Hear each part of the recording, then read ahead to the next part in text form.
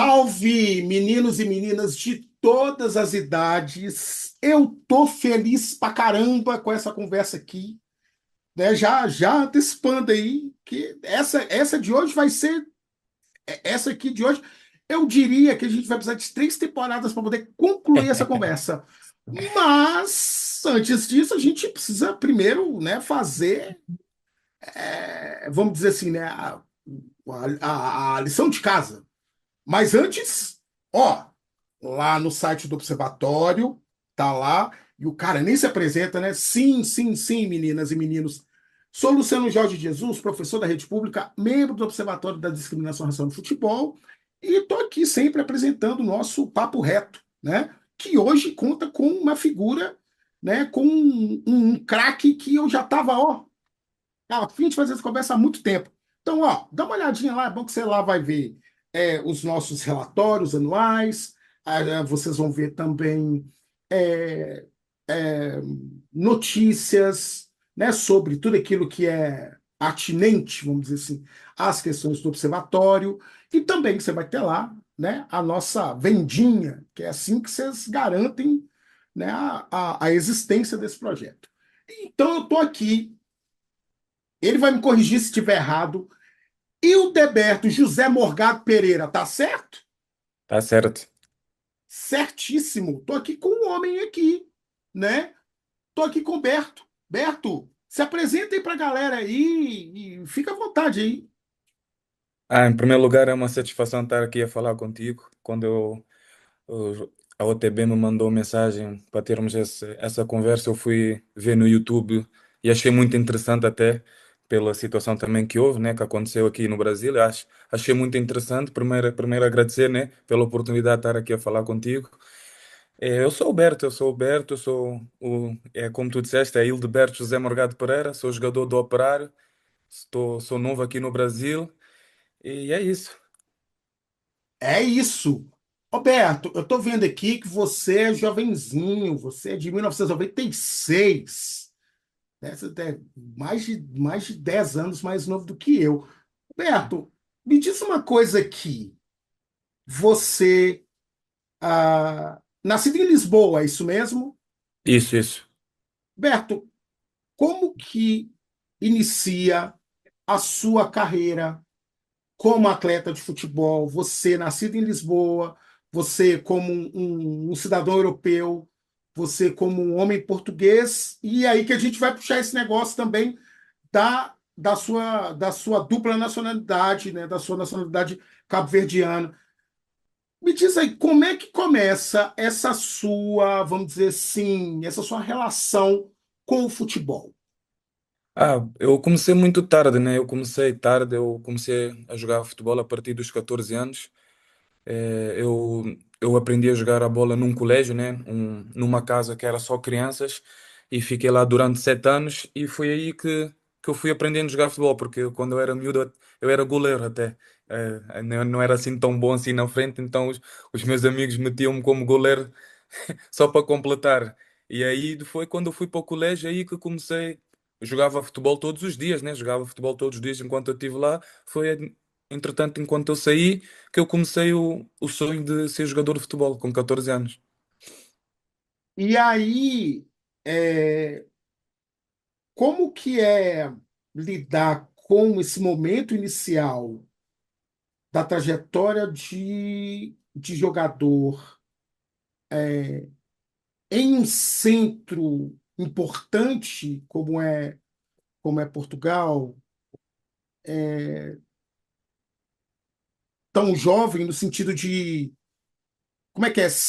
Você nota que teve que abrir mão de muita coisa, ou deu para conciliar, né, esse lugar enquanto atleta e também viver esse momento seu de adolescência, juventude?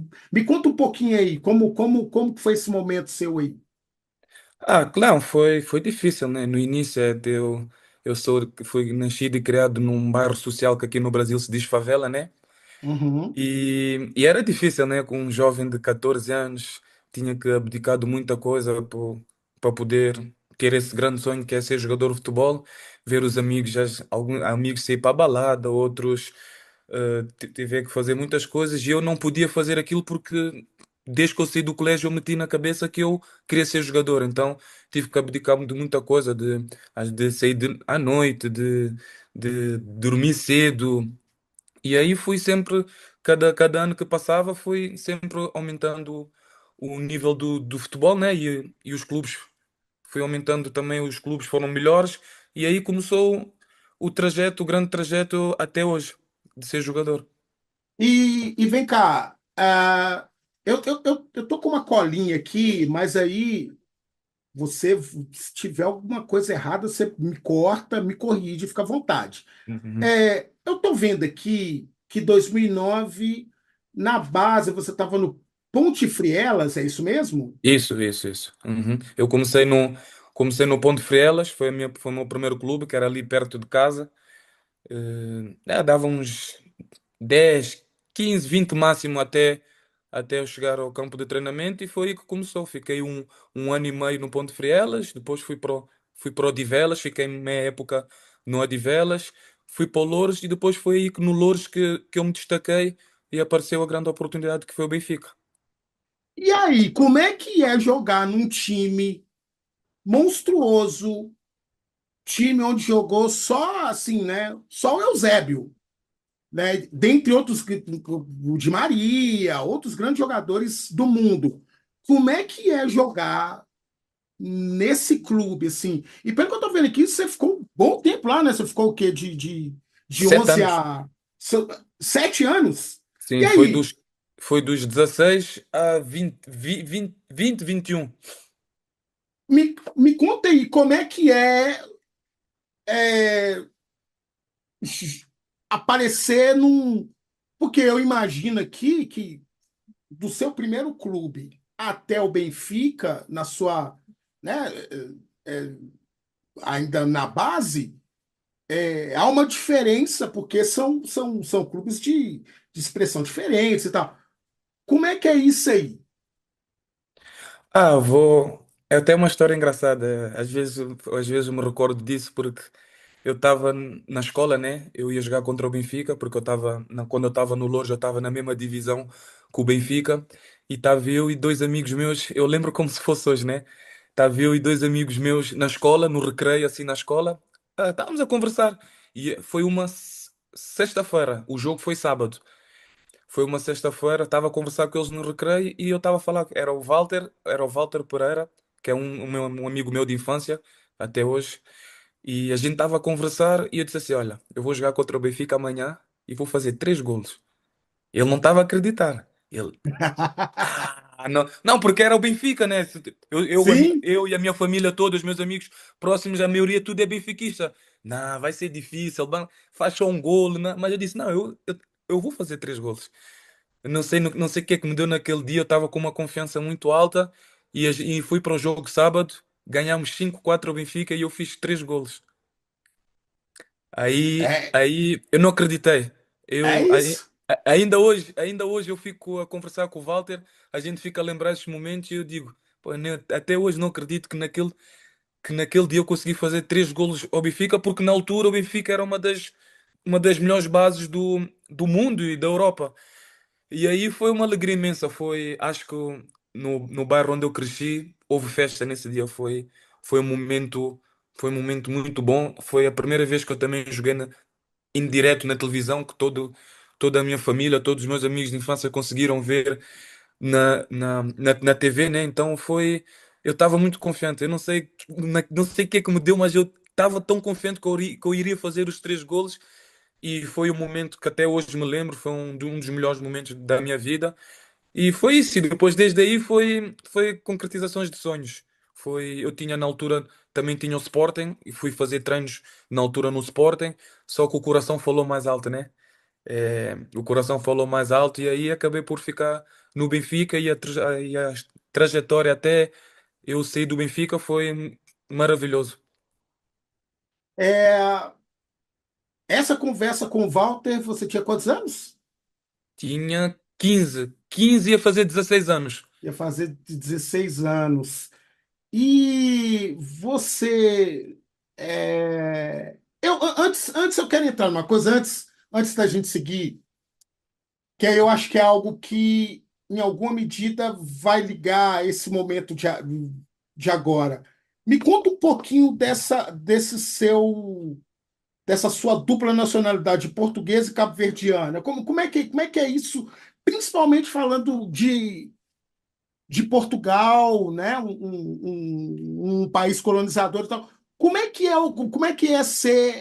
ocupar esse lugar, vamos dizer assim, duplo? Ah, eu tenho dupla nacionalidade, né? De Cabo Verde, o meu pai é cabo-verdiano e a minha mãe é moçambicana. Só que Uhum. a minha infância toda foi com o meu pai, a minha cultura foi tudo baseado na cultura de Cabo Verde.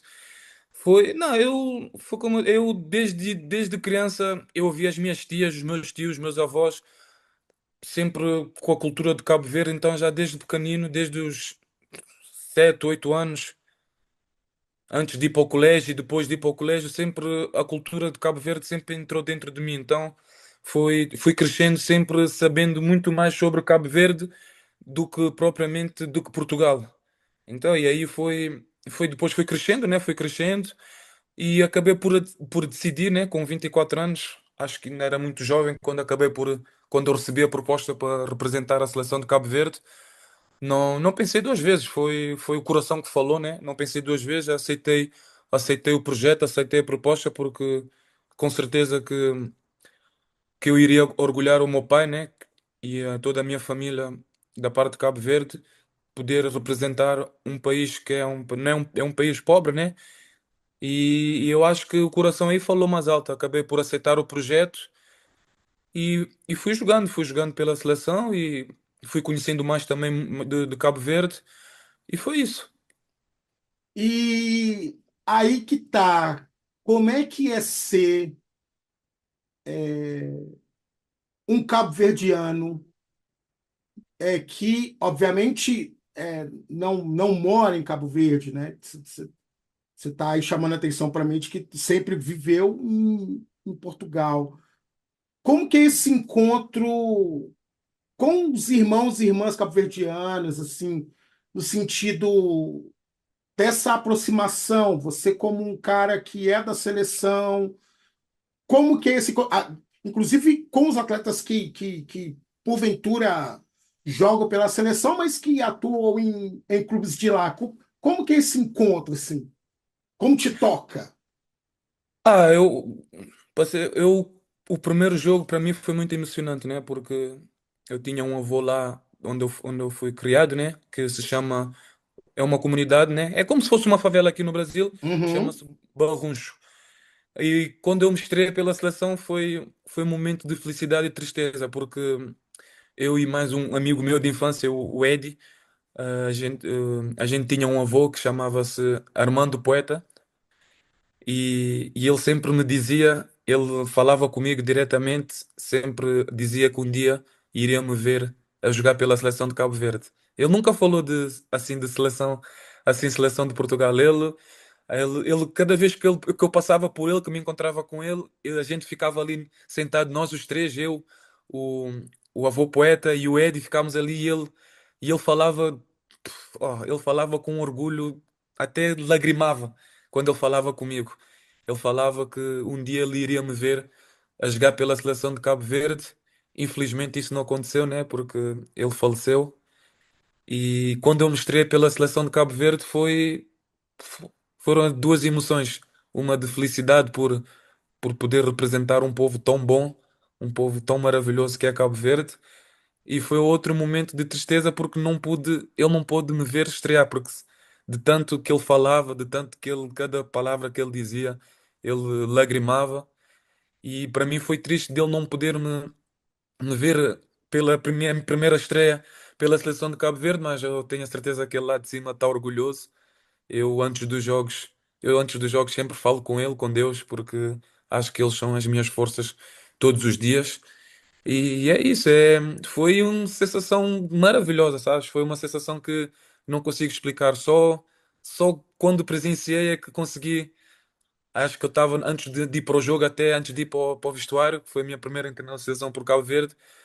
eu olhava para o celular, recebia mensagens de família, amigos, pessoas próximas, mesmo pessoas de Cabo Verde que sempre me deram apoio. Então foi um momento de orgulho, foi, acho que ali foi um dos momentos mais orgulhosos da minha vida, por tudo que eu passei desde pequenino, longe da família, quando eu fui para o colégio e dificuldades que eu passei. Acho que naquele momento foi um momento de orgulho, foi um momento de felicidade. Acho que o meu avô lá em cima ficou contente. Acho que ele lá de cima ficou, cada toque que eu dei na bola e cada corrida que eu dei no campo, ele ficou muito orgulhoso de mim. Era isso que eu ia te falar, inclusive, assim, né? Daí é lógico, a gente sente isso porque a gente quer fisicamente, né, tá com as pessoas que a gente ama, admira, mas em alguma medida elas também estão com a gente. Cara, a gente vai voltar nisso. é, Vamos um pouco mais para frente. Me conta aí como é que é essa coisa de estar no Benfica e ir para o Benfica B, é isso mesmo? Isso. Me conta como é que foi esse momento, como que se chega para você.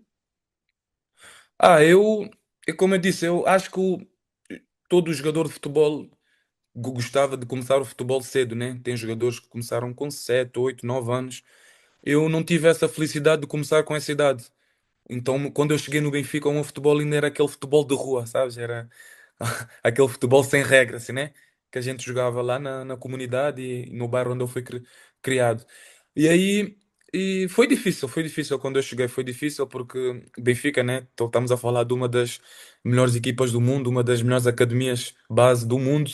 Então, foi difícil, no início foi difícil, ainda tinha aquele bairro dentro de mim, né? Nunca tirei aquele bairro dentro de mim, mas cada vez que eu fui crescendo, eu fui ganhando mais maturidade, fui crescendo e fui tomando melhores decisões, né? Mas foi difícil, mas acho que aí que está a importância e para mim, digo de orgulho, que para mim é a melhor academia do mundo, aí que está a parte das pessoas que trabalham lá. As pessoas que trabalham lá na base, porque a gente vem de uma realidade totalmente diferente, né? Uma realidade que não tem regras, ali a gente já chega, tem que dormir cedo, eu dormia na academia, dormia numa casa ao lado da academia, que é como se fosse na academia. Então a gente tinha regras, tínhamos que deitar cedo, todos os dias tínhamos treinos, não podíamos chegar atrasado. Então, desde pequenino, desde que eu cheguei no Benfica, cada ano que passou, eu fui ganhando mais maturidade também por isso, por as pessoas responsáveis de lá nos ensinavam muito bem. E hoje sou um homem que sou, né? Dentro e fora do campo também muito por causa, não só por causa disso, mas também está aí essa parte de ser formado no Benfica. Berto, me fala um pouquinho mais desse lugar, da academia, desse lugar, de ser um jogador jovem num clube, sim, né? A gente está falando de um dos maiores clubes do mundo.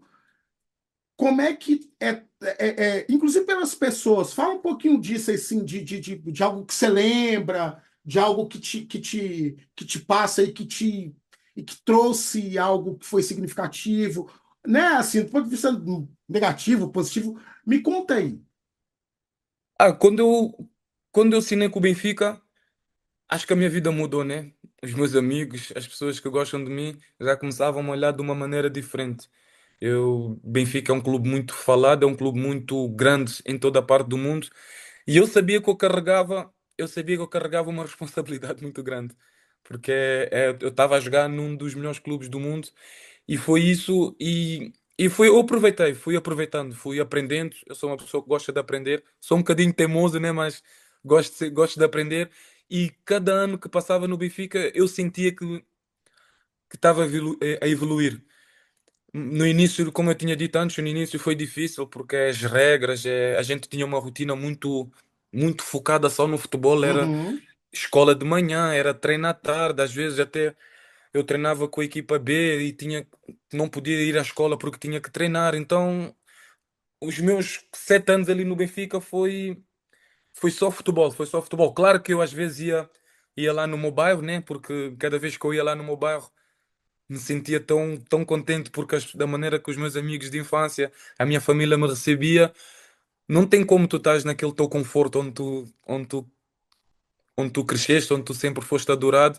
E às vezes eu ia lá e pô, ver a minha família ali orgulhosa, eu jogar Liga dos Campeões de jovens, de sub-19, de ser campeão também pela base do Benfica. Então foram momentos que nunca pensei, naqueles momentos ali, na altura que saí do colégio, nunca pensei tão rápido assim chegar logo no Benfica. Mas foi, como eu disse, fui aprendendo sempre todos os anos e chegou um momento que eu já só foquei mesmo no futebol, disse já não posso levar algumas não posso levar algumas saídas que os meus amigos tinham, a vida que os meus amigos tinham, já não podia levar essa mesma vida se queria continuar esse sonho que era ser jogador profissional.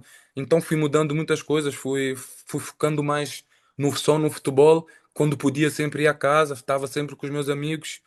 Foi que até consegui ser jogador profissional, fui jogador profissional com 18 anos, eu estreiei-me no 18 para 19 com a equipa B do Benfica.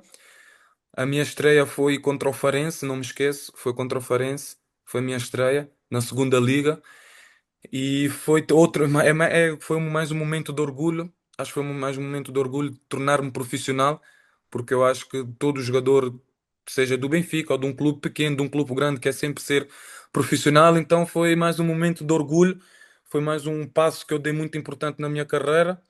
E como eu disse, tudo que eu tenho de futebol, tudo que eu aprendi no futebol é graças ao Benfica. Cara, eu tô aqui vendo aqui, então você teve 2 anos de Benfica B, é isso mesmo? Sim, sim. É, e aí você vai para o Nottingham.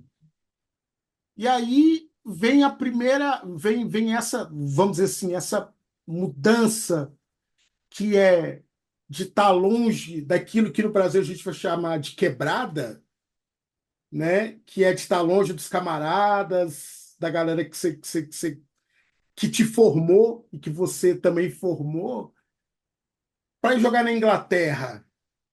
Como que isso acontece? Como que a proposta vem? Conta aí pra gente aí. Ah, foi engraçado porque foi num torneio da seleção de Portugal, na seleção de Portugal, que a gente foi num torneio lá em França, torneio de Toulon, e foi um torneio que eu estive bem. Eu na altura estava como lateral direito. Na altura eu estava como lateral direito e nesse torneio eu fui muito bem e por acaso estava um treinador que ia assinar com o Nottingham Forest, que era uma equipa de Inglaterra. E aí eu fui bem como lateral, eu fui bem. E quando acabou o torneio, fui de férias para Portugal e depois eu me apresento outra vez no Benfica B para começar uma nova época. Aí eu estava com planos de ficar no Benfica B, estava nos planos de ficar no Benfica B e depois do nada chegou-me essa proposta no meu empresário na altura, chegou essa proposta de jogar uma Championship e de mudar de país. Não vou mentir que no início foi muito difícil porque foram anos e anos em Portugal e do nada assim tive que mudar de aires, tinha que falar inglês, eu não falava nada de inglês, então foi um bocado difícil no início. Eu na altura tinha dois amigos meus de infância que foram comigo para me ajudar, para estar comigo. Quando eu cheguei lá também tive um amigo também que era meu de infância que já vivia lá, trabalhava lá, que foi muito importante para mim, que era o Aldair Gomes, que a gente chama como Pokémon. Ele foi muito importante na minha chegada no Nottingham porque basicamente, né, ele era como um tradutor para mim. Ele já falava o inglês, ele já estava lá há muitos anos, então foi muito importante mesmo para mim porque tudo o que eu precisava, tudo o que eu queria fazer, ele estava lá para mim e às vezes ele no treino ele ia comigo que é para me ajudar, então a minha adaptação foi muito boa, muito por causa dele, por ele ter me ajudado. Mas depois quando eu cheguei, foi como eu disse, como a adaptação que ele me deu foi muito boa. Do resto eu desfrutei. Acho que até hoje, foi a minha melhor fase como profissional. Estava naquela fase mesmo que tudo me saía bem. O primeiro jogo que eu faço pelo Nottingham Forest, na altura que estava no Championship, eu tinha o estádio de pé me aplaudir. E foi um choque para mim, que eu disse, uau, não estou a acreditar. Eu há 5 6 anos atrás estava no meu bar ali com amigos a falar sobre um dia ser jogador de futebol e hoje eu estou aqui, mais de 30 mil pessoas me aplaudir de pé. Então, tipo, foi tudo muito rápido. Quando eu cheguei no Nottingham, as coisas todas a correr bem. Acho que se eu tivesse a cabeça que tenho hoje, não me arrependo de nada do que eu fiz, né? Mas acho que se tivesse um bocadinho de mais cabeça do que tenho hoje, as coisas podiam ter sido melhor no Nottingham Forest, porque realmente eu me senti mesmo em casa, que acabei até por fazer uma filha que é de lá. Tenho uma filha, a minha filha mais velha é de Nottingham, fui tão bem recebido, gostei muito da cidade e foi isso, desfrutei, foi depois ao longo da época foram sempre altos e baixos, né? Foram sempre altos e baixos e acabei também por regressar ao Benfica, mas no início o choque foi grande, mas depois, como eu disse, com a adaptação que eu tive desse meu amigo de infância, as coisas começaram a correr melhor. Mas aí vem cá, esses seus amigos, eles são de Portugal, eles são portugueses, eles são cabo-verdianos, conta aí. Não, tem amigos de Cabo Verde, de Uhum. Angola, da Ok. Guiné-Bissau. São amigos que a gente faz ali no bar, que a gente, Aham, eu infelizmente com 7, 8 anos eu me afastei deles porque eu fui para o colégio, né? E eu estava um aham. bocadinho, fiquei dos 18 anos aos 14 longe, longe deles, né? E, mas a nossa amizade sempre ficou lá, a nossa amizade sempre ficou lá, a gente sempre está em contacto, sempre ficou em contacto, então às vezes até hoje em dia, às vezes não estamos assim tão perto um dos outros, né? Porque cada um começa a ganhar idade e cada um quer fazer a sua vida, mas a gente sempre tem uma oportunidade nas férias ou às vezes a falar no celular, a gente sempre mete a conversa em dia. Eu acho que isso é o bom do que a gente vive na nossa infância, né? A gente às vezes fica a falar de momentos que a gente ficava na rua a falar sobre a vida, né? Das asneiras que a gente fazia. A gente às vezes ficava, era nas férias quando não tínhamos escola, a gente ficava até às 3 da manhã. Que eu acho que hoje em dia, né? Hoje em dia não tem muito isso, mas a gente hoje em dia às vezes fica a pensar, a gente ficava sentados, a gente ficava, Luciano, ficava 3, 4 horas sentados a conversar sem celular, Sim, sem nada. A gente ficava sim. 3 horas, imagina, das 11 da noite até às 3 da manhã, só ali a conversar.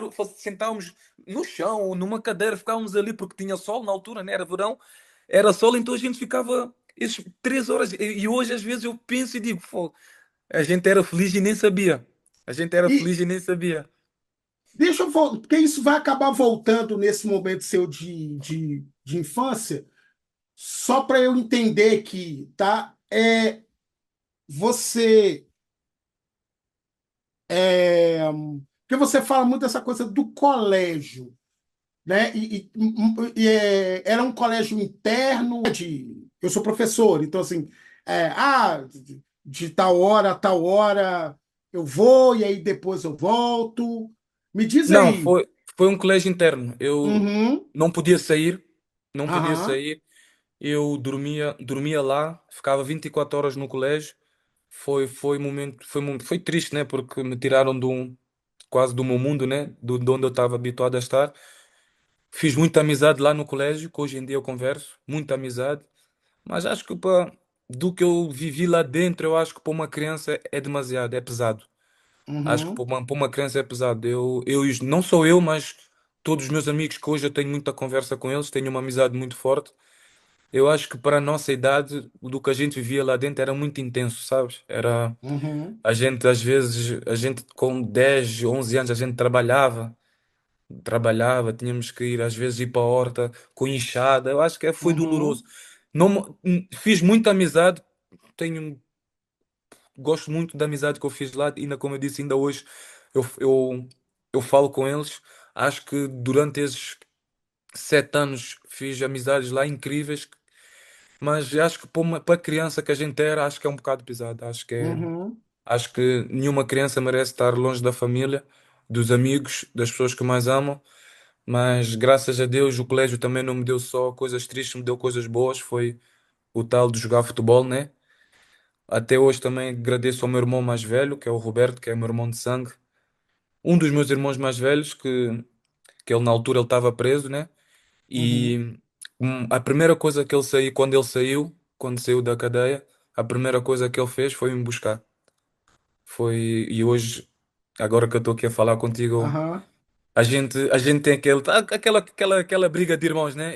aham. Ele tem um sangue forte, eu tenho um temperamento forte, então a gente chocou muito entre nós, mas Eu tenho muito também que agradecer a ele. Ele é tenho muito amor por ele. Acho que foi. Eu, de onde eu estou hoje também foi graças a ele, por ele. O primeiro pensamento, imagina, o primeiro pensamento, ele já tinha uma filha, que é a minha sobrinha Edna, ele já tinha uma filha na altura. Então, o primeiro pensamento que ele teve quando saiu de uma cadeia, né? Que graças a Deus ele hoje é um homem, tem os filhos dele, tem a esposa dele e se tornou um homem. E graças a Deus, depois de que saiu da cadeia, a vida só foi coisas boas. Mas o pensamento dele, quando saiu, foi ir buscar o irmão dele. Foi-me buscar. Na altura que ele me viu lá no colégio, ele também. Ele nem acreditou, ele ficou triste, né? Porque eu fui batizado lá no colégio, mesmo lá Uhum, onde eu estava, eu fui batizado lá e ele foi. E ele ficou muito triste, ele até foi embora mais cedo. E ele até na altura discutiu com a esposa dele, que por causa que não, ele não aguentava que eu ficasse ali. Então hoje eu agradeço muito também pelo amor que ele teve por mim, por ele ter sempre acreditado também em mim. E se calhar ele também é uma das pessoas que me tirou desse mundo esse mundo que a gente leva desde que a gente nasce, que é do bairro social, que uhum, todo mundo sabe o que é, não vale a pena falar, né? E eu acho que ele foi muito importante também, foi muito importante nisso. E foi como eu disse, eu tenho muitas coisas, tenho recordações muito boas do colégio, mas eu acho que não é para uma criança passar por isso. Acho que é uhum, muito doloroso para uma criança passar por isso. Eu passei coisas muito tristes lá dentro, como também passei coisas maravilhosas. Foi como eu disse, fiz amizades muito importantes que ainda hoje tenho lá dentro, tenho amigos muito próximos que são de lá de dentro, mas para uma criança acho que é muito doloroso ficar longe da família, ver a família durante um ano, ver a família uma ou duas vezes durante 12 meses. Então acho que. Mas também não vou estar aqui a dizer que foi só coisas más, porque acho que isso me tornou mais forte.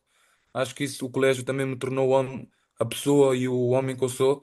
Acho que todos os meus amigos, todas as pessoas próximas de mim sabem a humildade que eu tenho. Eu sou uma pessoa muito tranquila, sou uma pessoa que sou amigo do meu amigo, às vezes até demais, né?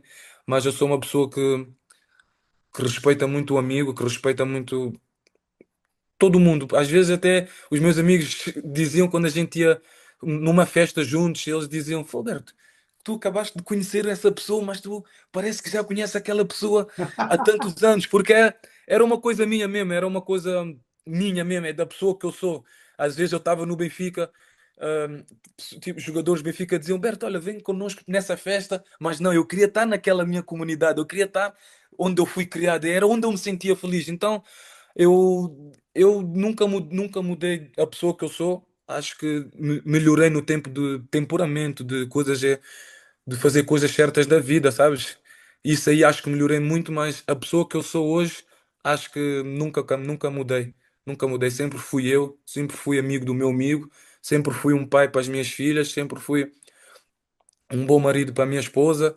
Eu acho que isso que me deixa mais orgulhoso. Eu já ganhei muita coisa no futebol, mas o que me deixa mais orgulhoso foi poder levar não só o meu bairro, que é a minha comunidade, que é o que eu mais amo, mas conseguir levar toda a comunidade africana, toda a comunidade em Portugal, que se chama Favela, que é um bairro social. Eu acho que carreguei, acho que deixei todo o bairro orgulhoso.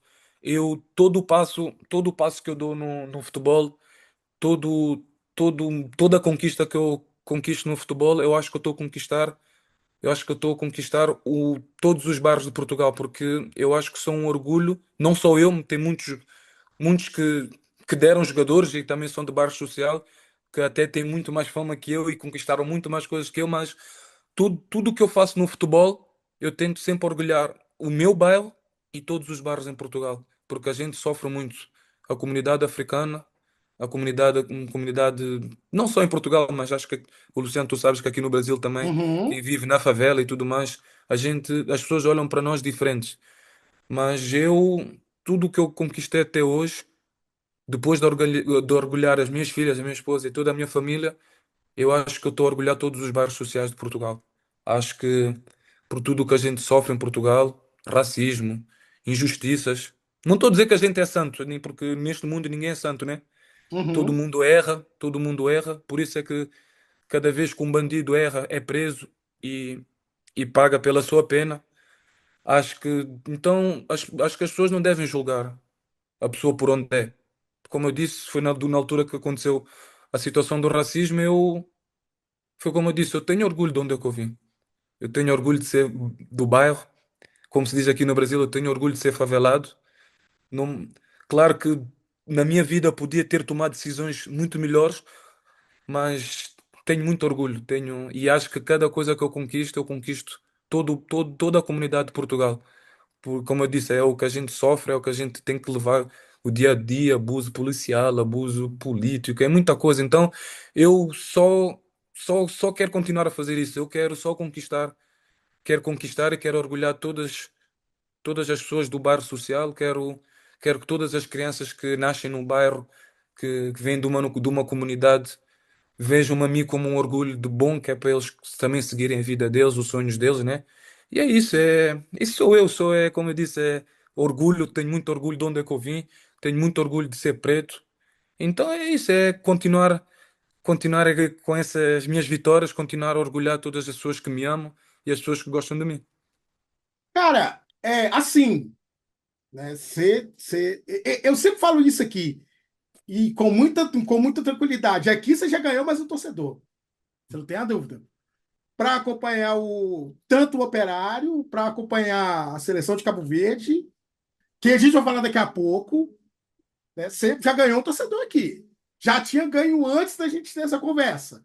Ah, então fica já aqui prometido que a gente vai almoçar os dois e eu Pô, vamos! levo E uma aí eu camisola te minha, dou uma do observatório, não tenha aí dúvida. troca por troca, né? Isso. E aí, ó, eu já andei ali olhando o calendário de quando o Operário vem aqui jogar contra o América e eu já tô aqui maquinando. Perto, você falou dessa adaptação na Inglaterra, né? Que é isso, assim, a gente segue esse fio, puxa uma parada e nós vamos seguindo conversando. O que mais que você tem de lembrança da vida inglesa? Você já falou que a sua primeira filha, ela, ela é inglesa, vamos dizer assim, ela é inglesa, né?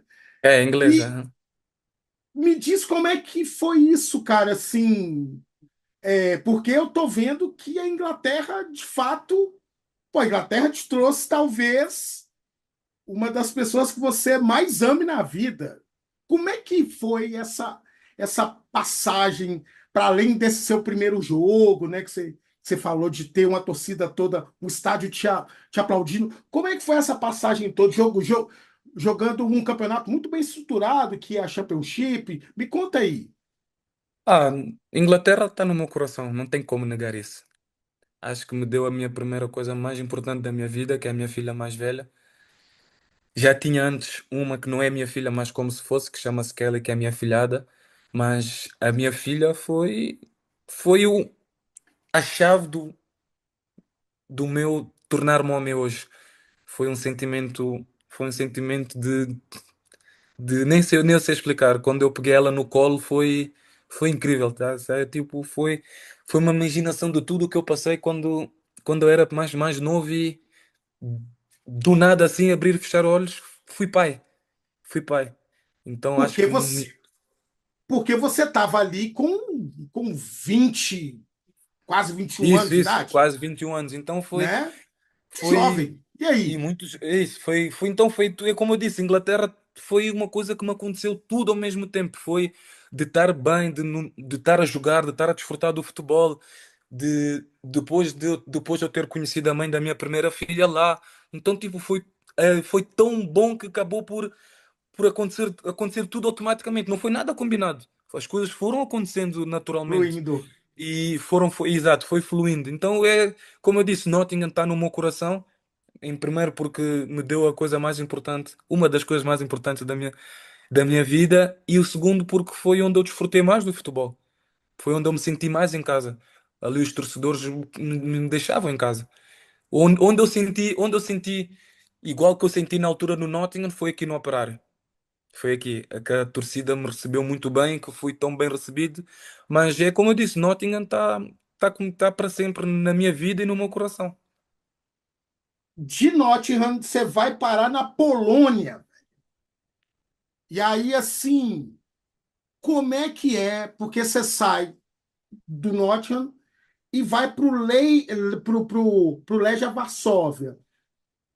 E aí, como é que é isso assim de sair de um país que eu não conheço, né, tanto assim a gente escuta, né, tal.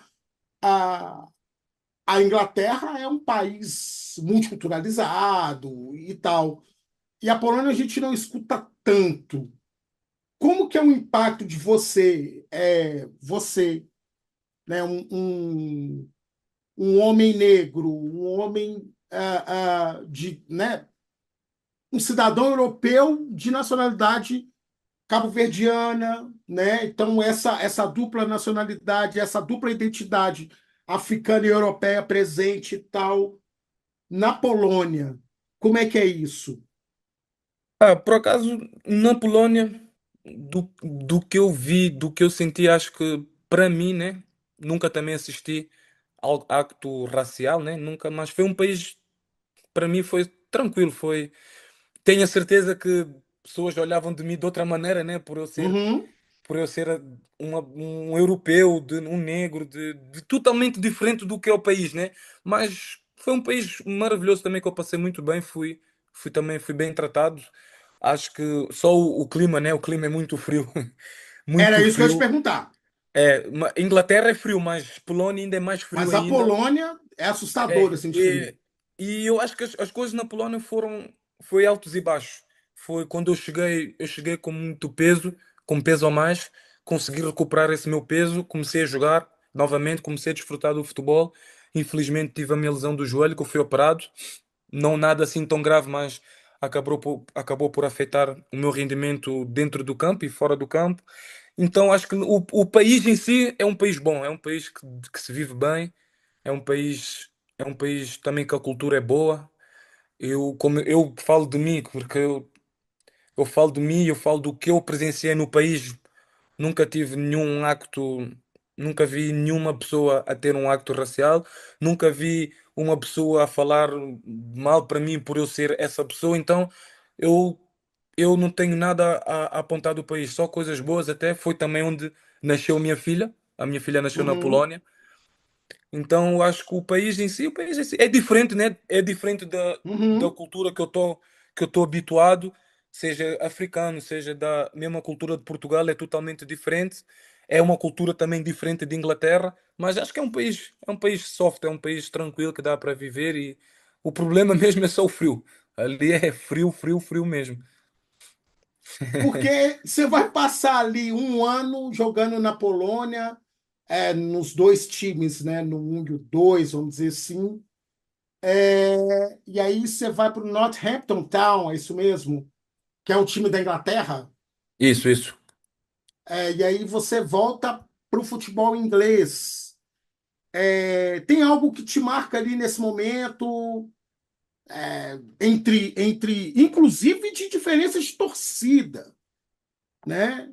O que você nota assim de diferença entre os clubes, assim, de recepção, de como que o adepto, o torcedor te encara, assim, nesses lugares? Não, o Inglaterra é diferente de todo o país, não é só de Polónia. O que o povo inglês vive do futebol é extraordinário. Claro que todo o torcedor que apoia o seu time fica puto, né? Como se diz, fica triste, fica chateado, mas não tem comparação. Imagina, eu na Polónia, eu perdi um clássico e eu tinha torcedores na garagem à nossa espera. E, e era, e era assustador, né? E na Inglaterra, não. Na Inglaterra, tu perdias, tu ganhavas, o torcedor ficava chateado, mas não tinha essa coisa. Então, a realidade do futebol é totalmente diferente de um país ir para outro, para não falar do espetáculo do futebol, porque eu acho que o Inglaterra, na minha opinião, é o futebol mais bonito do mundo. Mesmo jogando League Championship e na altura que eu fui para o Northampton fui jogar League One, não tem comparação. A paixão que o torcedor inglês tem pelo futebol é extraordinário. Na Polónia também tem a paixão pelo futebol, só que como é que se diz? É exagerado, né? É, Pô, os quando caras tu, tá te ga- esperando na porta do estádio, mano. quando tu ganhas está tudo bem. vão-te apoiar. Vou dizer, eles fazem como que se diz, como é que se diz isso? Como é que eu vou dizer? O espetáculo que eles fazem, como é que se diz agora? Que eu agora fiquei um pouco atrapalhado. Caótico. Não, como é que eu vou dizer? Tipo, antes do jogo, aquele espetáculo de luzes, Aham, eles fazem. Quando, antes do jogo, eles são maravilhosos. Tu olhas e tu dizes assim, porra, que coisa linda. Mas é aquilo também que quando tu perdes, eles são capazes até de ir na tua casa, na porta da tua casa, caramba. pedir justificação, vão no treino, são capazes até de te tocar. É que é um pouco exagerado. Eles também têm a paixão deles, mas não se compara com a paixão da Inglaterra. O povo inglês vê o futebol como uma paixão mesmo do que é o espetáculo do futebol. Na Polónia também, mas tem seus excetos, tem o seu exagerar, sabes? Sim. É, Northampton Town, né? Você vai jogar a Liga, a Football League One, né? Isso. E aí, como que você nota essa estrutura, inclusive comparado com a segunda divisão brasileira e tal? Como que é essa comparação assim, né? Porque na minha cabeça o futebol inglês lida ali com aquelas divisões ali de um modo que é um troço, a gente olha de longe e fala assim, uau, a coisa. Me conta aí, como é que é jogar a liga assim, jogar essa liga? Só para começar, só os jogos no Brasil, ou em Portugal, na Inglaterra ou em Portugal, aqui tem muito jogo. Só aí já é uma diferença muito grande. Eu aqui no mês agora no mês de março, o Operário fez 10 jogos no mês de março. Eu na Europa faço 4. Então já viste o balanço da Uhum. diferença. Só que aí aqui então aqui a intensidade não acaba por ser mais baixa do que na Europa, porque aqui é muito jogo. E não tem como, um jogador não é feito de robô. É isso que às vezes o torcedor tem que ter noção. O jogador não é feito de robô. O jogador tem cansaço.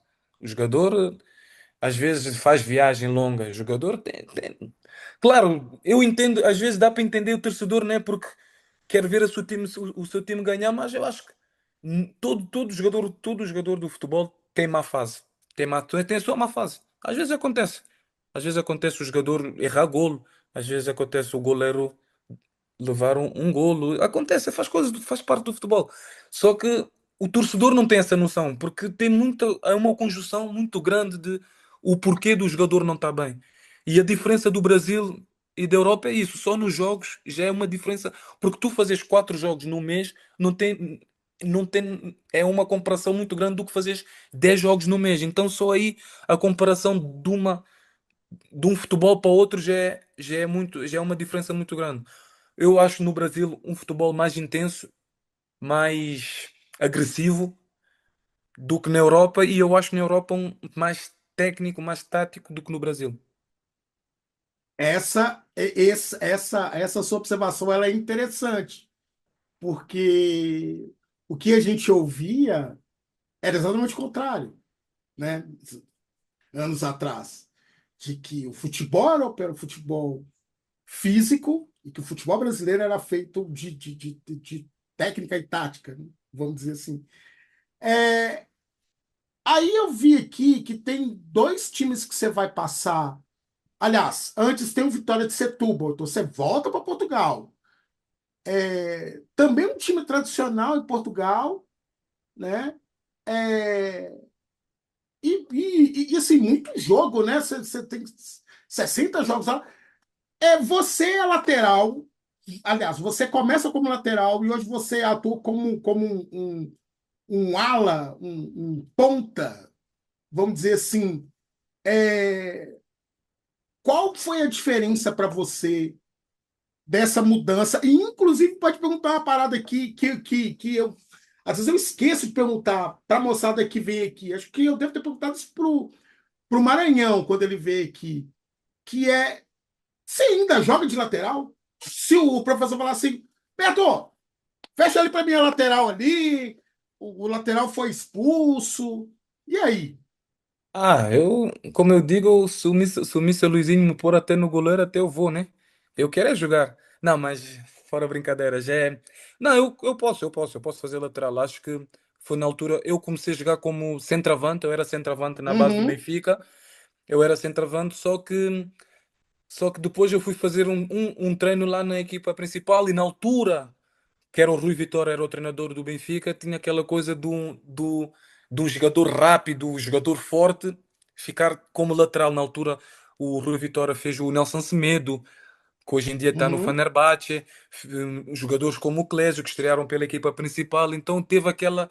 Eu fui naquele momento que um jogador rápido e forte dava para lateral, então eu acabei por me estrear na equipa B do Benfica como lateral. A minha estreia foi como lateral. E depois, desde aí, fui para o Nottingham como lateral. E hoje, se o Mr. Luizinho quiser que eu jogue lateral, eu posso jogar. Acho que não preciso tanto, porque no Nottingham é interessante que no Nottingham, numa época, eu fiz 8 posições no campo, em uma uhum. época, no Nottingham Forest, porque tinha sempre alguém que machucava, tinha sempre alguém que levava, estava suspenso. Então, e hoje em dia, como nós no Operário temos um plantel tão forte, temos dois, três jogadores por posição, acho que seria muito difícil eu ir como lateral, porque tenho o Doca, tenho o Maguinho, tenho mesmo o jovem que é o BT, o João Botão, que também é lateral, que é jovem, que está connosco no profissional. Então, eu acho que seria muito difícil eu jogar como lateral, porque temos três opções muito boas naquela posição. Na altura, no Nottingham Forest, não tínhamos tanta, tanto jogador numa posição, então aí às vezes tinha que completar como lateral, mas se o Mr. Luizinho quiser, eu sei, eu ainda, ainda não está esquecido o lateral. É sempre aquele defender que é complicado. Na altura que eu também subi para o lateral, foi o que Uhum, mais me complicou, porque eu era atacante, eu era centroavante, eu era fazer golo, eu era bola no espaço. Então ir para lateral já não tinha que defender, mas não tanto como se estivesse a jogar lateral. Então, não, se ele me sumisse a meter nessa posição, consigo fazer e faço tranquilo. Até que no Paranaense, na altura com o Mr. Alex, eu fiz uns 80 minutos, não, 60, 70 minutos como lateral, o corredor todo. Então, se eu tiver que uhum. jogar, sim, com certeza eu jogo. Vamos lá, até porque eu tenho coisas para te perguntar sobre o seu técnico anterior, que é uma figura que eu pessoalmente admiro muito, e eu quero te perguntar coisas sobre como foi essa chegada aqui também. Aí você vai jogar na Coreia depois que você sai do Vitória de Setúbal, é isso mesmo? Não, sou O... contratado para a China. Ah, isso, Sim, contratado para a é para a China. China, né? Uhum. Mas, cara, coisa maravilhosa. Me conta aí, cara, como é que é esse negócio de sair de Portugal e jogar futebol? Porque isso é mais agora, nos últimos 5, 6 anos. E você ficou um bom tempo lá jogando na China. Como é que é? Como foi para você morar na China, cara, jogando bola? Vou dizer, China foi financeiramente foi o país onde eu fui ganhar mais dinheiro, mas foi na China que eu também sofri um pouco. Sofri Ah, um pouco, porque na altura que eu fui para a China foi quando houve o Covid. uhum, Assim, financeiramente mudou muito a minha vida. De onde eu vim até onde na altura que cheguei na China, mudou a minha vida completamente. Mas, sofri muito ali. Covid, a gente ficava fechado desde março até dezembro, sem ver família, só jogar e ficar fechado por causa do Covid. Na altura do, tinha Covid na China, eu próprio apanhei Covid, fiquei um mês no hospital, uhum. perdi 10 quilos. Caramba. Então foi tipo, foi duro, foi duro. Por isso é que eu digo, por isso é que eu digo às vezes, ser jogador, a gente faz o que ama, a gente faz muito o Sim. que ama, graças a Deus a gente faz o que ama, só que tem essas coisas também que são as coisas tristes do futebol.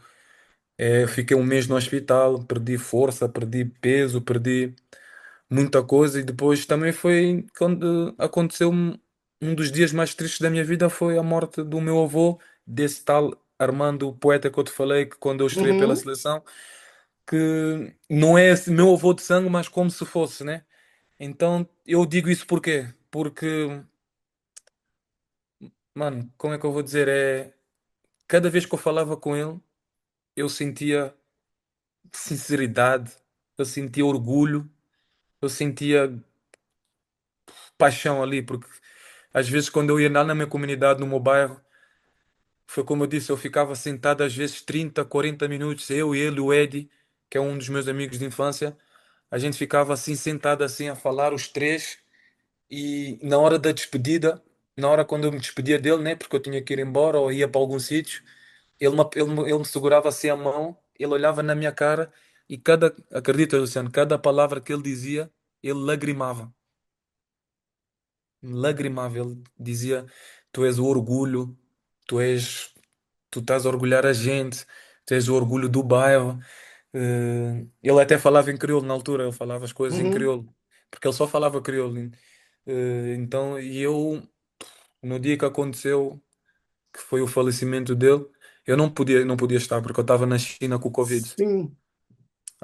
Acompanhei tudo pelo WhatsApp, o, o funeral, a cerimônia, tudo acompanhei por. Como eu estou aqui a falar contigo assim. Uhum. Então foi triste, porque foi-se embora uma pessoa que me dizia tudo na cara a chorar. Nunca ninguém me fez isso na vida.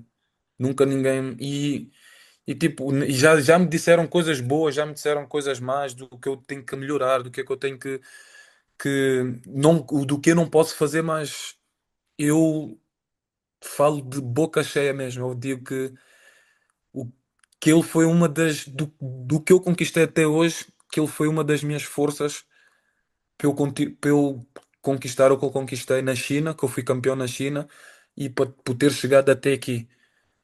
Porque desde que ele foi-se, né? Acho que sempre falo com ele antes dos jogos. Sempre, não sei se tu reparaste, não sei se já viste algum jogo do Operário, mas sempre que toca o hino do Brasil, eu estou sempre com a mão no peito e a apontar para o céu, é porque eu sempre falo com ele antes do jogo. Sempre agradeço ele por tudo o que ele me diz, sempre agradeço por cada dia de vida que ele me dá. Agradeço ele por sempre olhar por mim a cada passo que eu dou, cada chute que eu dou. E é isso, é agradecer mesmo, agradecer por isso, agradecer por cada lágrima que ele deitou e que hoje aqui embaixo, ele lá em cima, eu vou sempre orgulhar ele e eu tenho a certeza que ele está orgulhoso de mim. E é isso, mas foi isso que eu disse, financeiramente na China foi muito bom, mas ao mesmo tempo muito ruim, sabes? Foi muito mal de não ter me despedido dele, sabes? De não Uhum. chegar no velório e do que ele chorou para mim, eu não consegui chorar para ele quando ele foi-se embora. Então acho que isso foi uma dor muito grande, me doeu muito porque eu queria me realmente despedir dele, mas eu falo sempre com ele. Eu falo sempre com ele, sempre que tenho a oportunidade de entrar no campo. Quando eu acordo, eu faço a oração, eu peço sempre a Deus e a Ele por mais um dia de vida. Agradeço sempre a eles por cada momento que eles me têm proporcionado até aqui. E é isso, foi essa coisa ruim que teve da China, mas que ao mesmo tempo também mudou quase a minha vida financeiramente. Então, como eu digo, mas isso é no mundo do futebol, não só do futebol, no mundo profissional, de quem é trabalhador, vida de todo mundo é assim, tem sempre aqueles altos e baixos. E é isso, o meu mundo do futebol também foi só isso, foi altos e baixos. Acho que hoje, graças a Deus, hoje, pela minha companheira que eu tenho dentro de casa, que também me dá muito suporte muito alto. Acho que hoje tenho uma maturidade que na altura, quando as coisas aconteciam, alguma coisa de errado, ou o jogo não corria bem e tudo mais, não tenho a maturidade que eu tenho hoje. E eu acho que, como eu disse, de tudo o que eu passei, de tudo o que eu passei, né, desde pequeno, de tudo o que eu sofri, eu acho que me tornou mais forte hoje. Acho que hoje eu sou o Hildeberto que sou hoje por conta disso, tudo que eu sofri quando era mais novo. Beto, isso aqui tá maravilhoso. Vai ter que ter temporada isso aqui. Você vai ter que voltar aqui depois. Mas, Beto, vamos lá. 3 anos de China, né? O momento mais tenso do Covid, depois. aquele momento em que a gente se sente mais em paz, ou, né, ou podendo viver coletivamente com as pessoas, e tal. Porque daí eu fico imaginando você, um cara afeito, né, à comunidade, aos seus. Viver fechado deve ser muito difícil. Você volta para Portugal e depois você vai jogar na Romênia. Tudo isso no mesmo ano. Cara, me conta isso aí, porque você ficou na Romênia é isso mesmo? 2 anos lá? Não, Você ficou não. lá na Romênia Romênia, foi. não? Quanto, Não, qu- qu- quanto tempo você ficou fiquei lá? fiquei na China 3 anos, depois vim para Aham, Portugal, fiquei 6 meses em isso, Portugal e aí vou para a isso. Roménia. E aí você ficou quanto tempo lá na Na Romênia? Roménia foi pouco tempo porque foi quando É? aconteceu. Na Roménia foi pouco tempo porque foi quando aconteceu a minha situação do doping. Eu fiquei Ah, tá. desde, Uhum, eu fiquei desde junho até novembro, início de dezembro. Foi uma curta uhum, passagem. Uhum. uhum. E aí, então você nem aproveitou tanto essa temporada sua, né, lá Não, na Romênia. aproveitei sim. Infelizmente aconteceu a situação do doping, Aham, mas aproveitei sim porque eu estava a viver junto com o clube na altura um dos melhores momentos do clube. aham, Então, quando eu cheguei, quando eu cheguei, quando eu cheguei, o clube investiu, né? O clube me contratou a mim e mais alguns jogadores, então a gente estava a ver um momento espetacular. O clube já uhum, não ganhava em casa do rival há mais de 10 anos. A gente estava em primeiro, já não ficava em primeiro não sei há quantos anos, então foi curto, infelizmente, né?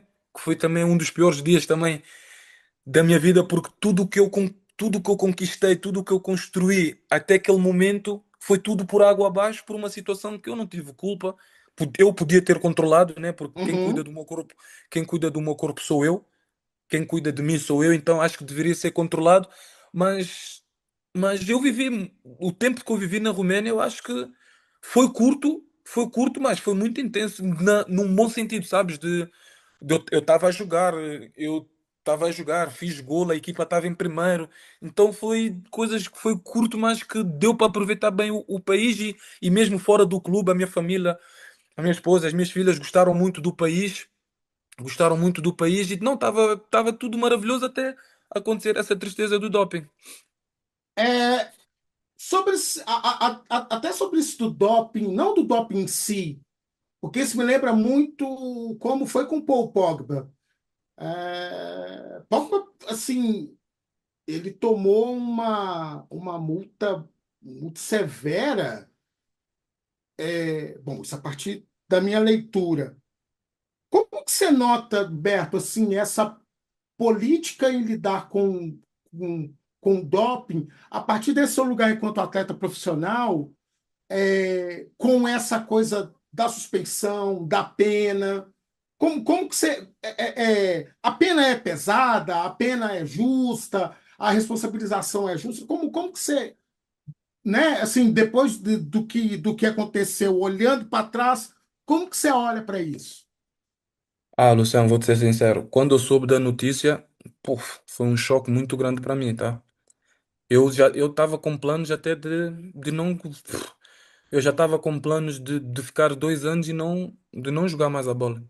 Já estava a Uhum. ficar com planos, mas, como eu digo, graças a Deus, tenho amigos, família e a minha companheira, a minha esposa, que me sempre disseram para eu acreditar, sempre disseram que vão reduzir a pena, sempre me puxaram para cima, né? Porque acho que vou-te ser sincero, os primeiros 15 dias foi muito complicado, porque a minha rotina do nada, do dia para a noite, mudou.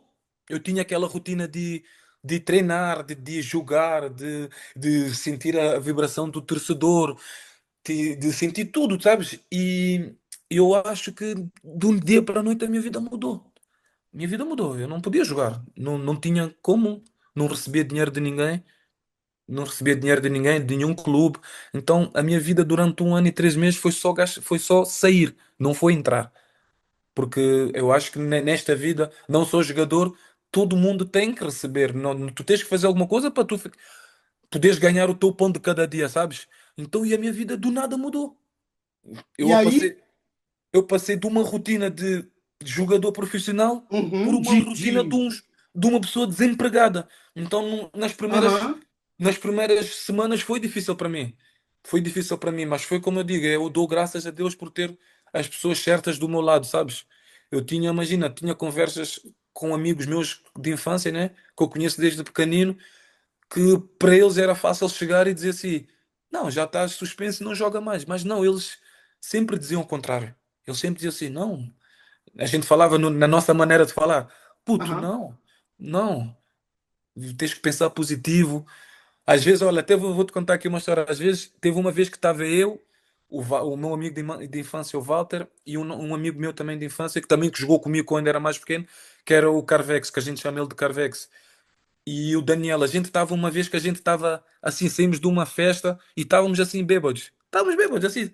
Saímos de uma aham, festa e a gente ficou sentava, a gente começou a falar e tipo, eu dizia tipo, e eu falava assim, não, eu acho que eu já não vou mais jogar, não sei o quê, mas e eles tipo, a energia que eles me passavam era logo, era tipo, não, achas, não, vão recorrer, tu não vais apanhar 2 anos, já já tu estás a voltar a jogar. Então, tipo, isso para mim me trazia uma confiança e me trazia tipo um pensamento positivo, sabes? Um pensamento de não, então vou voltar a jogar e vai tudo correr bem. Então, tipo, e acho que isso foi muito importante na altura para mim, porque se eu não tivesse as pessoas certas na altura, eu podia até eu não podia até não voltar a jogar futebol, sabes? Mas como eu tive as pessoas certas e mesmo a minha companheira, a minha esposa, todos os dias ela acordava de manhã, ela dizia: Berto, vais voltar a jogar, vamos para a academia. Eu ia para a academia todos os dias. Então, tipo, eu tive as pessoas certas assim do meu lado, sabes? As pessoas que podia estar ali no meu lado numa situação dessa tão difícil. Beto, para a gente já ir também, inclusive para ir. Tá porque você já disponibilizou para a gente um tempão bom aqui. É, a gente toca um pouquinho nessa questão do doping, e aí, logo depois disso, você volta a jogar e vem jogar no Brasil. Aí eu vou voltar naquela pergunta: como é que você nota, antes de você falar de como está hoje o operário, com que você trabalhou e está trabalhando, qual que é a diferença do ponto de vista cultural, de como cada um desses países, como cada uma dessas pessoas que você encontrou no meio do caminho, é, como que esses países vivem a cultura, o futebol enquanto prática, enquanto esporte, né? Porque você falou um pouquinho aí da Polônia em comparação à Inglaterra, como é que foi isso na China? Como é que foi isso voltando, inclusive, para Portugal, olhando, vendo ali de longe ali a Romênia, que é um país que tem uma tradição no futebol, em comparação ao Brasil? Me conta aí. Eu já conhecia muito o Brasil. Eu Uhum. sabia o tão povo, o tão povo maravilhoso que é o Brasil. Eu já conhecia muito do o Brasil, até tenho pessoas chegadas em Portugal que são do próprio Brasil. Então, o futebol também tem amigos meus que jogaram comigo, que também são brasileiros. Então, tipo, eu considero uma cultura brasileira muito parecida da cultura africana, sabes?